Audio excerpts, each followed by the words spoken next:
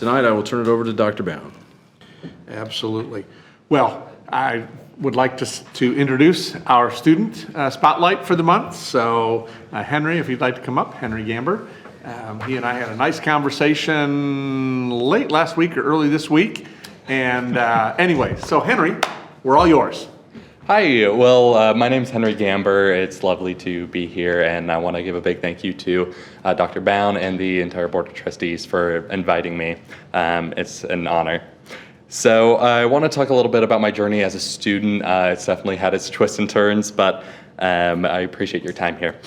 I grew up in the suburbs of St. Louis, and as a student in high school, I was lucky enough to have the resources and time to get to participate in AP classes and ingratiate myself in the different extracurriculars that we were lucky to have at my high school. Then turning to after graduation, I initially had gone to UMKC for my undergraduate degree, and definitely had a tough time picking a major. It's something I still struggle with here, trying to figure out what I want to do. And I'm glad that there's a lot of variety here for me to experiment with. But I eventually settled on communication studies while I was at UMKC and got to participate in their campus newspaper, RU News, which was a lot of fun. And I found, though, that with a lot of college classes, I really had a tough time. I was always described as like one of the gifted kids in high school, and I found that it didn't really translate into the college experience as much as I really expected it to. And that led to, in 2021, due to a variety of pressures with COVID, obviously, different financial struggles and academic struggles, I took a full-time job at where I was working at the time, and put my education on pause. And that's when I started attending JCCC. And I'm really glad I did, because I think it's been a great thing for me and great thing to continue pursuing in education. This year was really tough for me and my partner. In August, I had gotten meningitis and spent about 5 days in the hospital, but I am really glad that my education wasn't interrupted. I found that the low cost here really helped me just make the smooth transition back, and now things are just about back to normal, and both my fiance and I are glad that I'm still able to pursue an education here. Currently, I'm the editor-in-chief of the campus newspaper here, the Campus Ledger, and I'm extremely thankful for the efforts of the staff and faculty, especially Professor Susan Dawson O'Brien's work in reviving the paper. I'm thankful to our staff for tirelessly working to breathe life back into the Student Media Center after it's been on a year-long hiatus. And I'm thankful to my fiance for providing the never-ending support that she gives. We're excited to pursue a lot of bigger and harder news stories, so I hope you all are on your best behavior, because we'll start covering you guys soon. But yeah, that is,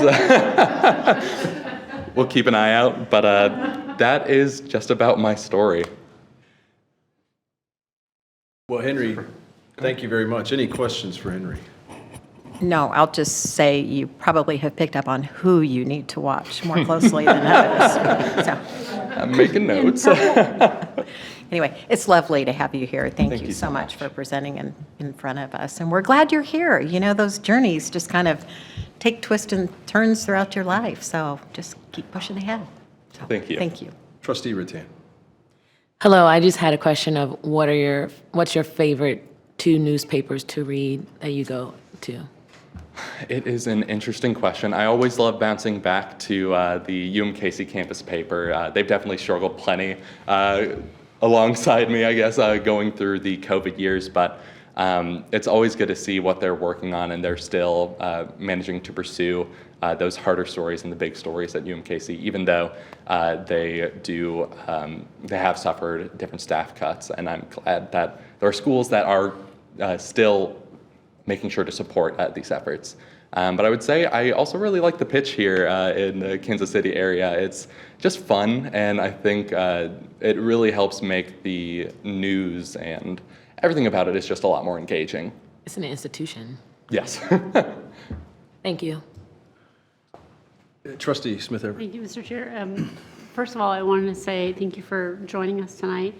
When I came into the boardroom and you were already here, very prompt, I thought you might be a reporter. So you're already holding the credential, physically you look like a reporter, so you're fitting the bill. But thank you for telling us about your journey. I'm just curious to know if you would name a few things that you felt have made you more successful here than when you gave it a go at UMKC. I think the flexibility with a lot of professors, I think a lot of professors understand that students work alongside working at the newspaper here. I have another part-time job, and they really make sure to work with you, and I think the low cost as well really eases up the financial pressure.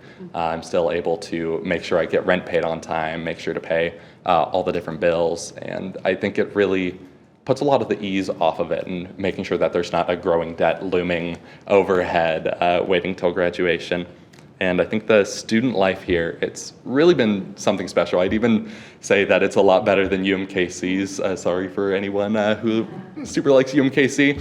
I love it too, but I think the support for student life here is really something else. Fantastic. Thank you so much for sharing your story. I love having you here tonight. Henry, I'm Lee Cross. I have the privilege of being chair of the board. I did go to UMKC, and I never thought I'd go there. I had many friends from St. Louis, including one of my best friends was from Ladue, a gentleman from Ladue.